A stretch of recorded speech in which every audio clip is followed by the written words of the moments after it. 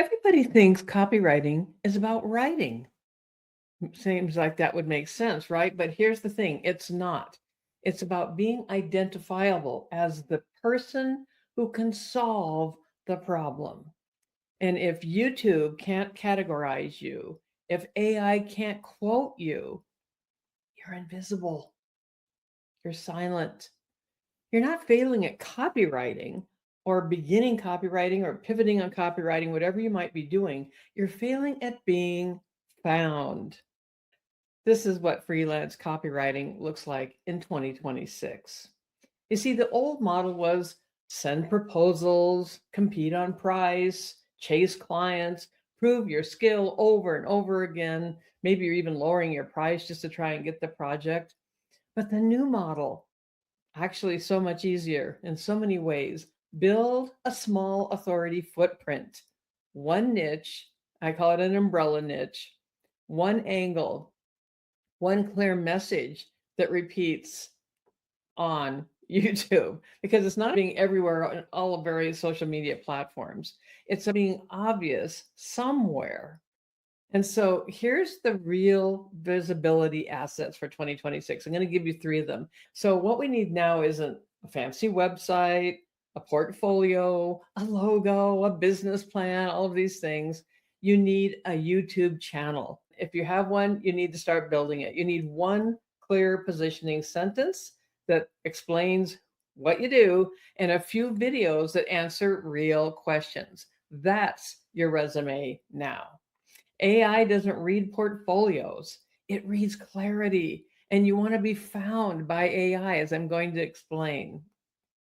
Now, let's talk about what niches actually work that are fueled by lived experience, because that's what we are leveraging off of. Not a college degree, not years of copywriting experience, but actual lived experience. And it's not just health or business or coaching. A lot of say there's these 3 main areas: making money, health, relationships, all of those things. Those things are too big. They're too vague. There's a vaporous fog that happens with this. We want to think about lived experience niches. So, for example, women over 50 who are reinventing their lives. Maybe you can relate to that one. I know I can. Coaches who hate selling. Oh my gosh, there's a lot of them. Healers who need structure. They just kind of free form. If I just do this thing, the people will arrive. No, that's not how it works. And experts who can't even explain what they do. Maybe you've experienced that one. I know I have. These aren't demographics.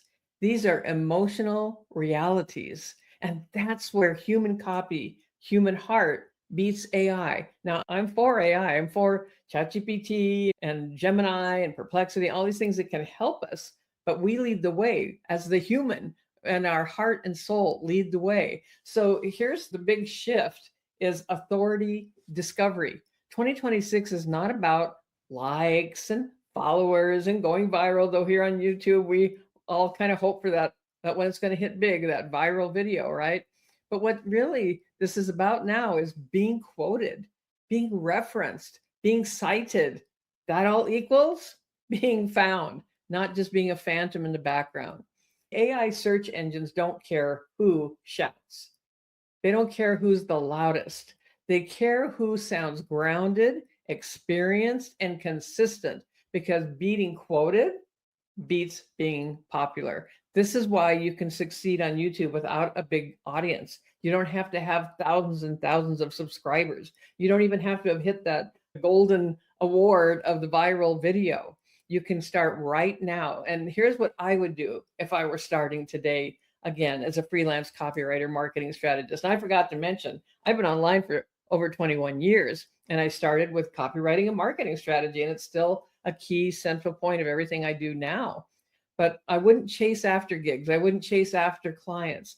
You build proof of thinking, proof that this is working for you. And so I would go with getting 3 to 5 videos on your YouTube channel. One, teaching something simple, whatever that might be, to do with copywriting, marketing strategy, maybe for a specific niche. One, correcting bad advice. Here's what most people say. Here's the truth thing.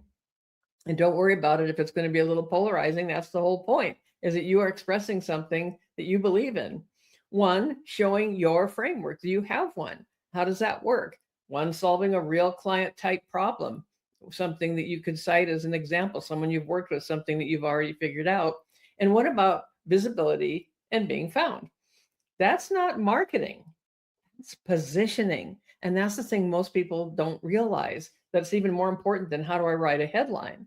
So here's how I see this kind of umbrella niche versus micro niche. And so a micro niche could be, I write for menopause skincare products. Okay, very tight.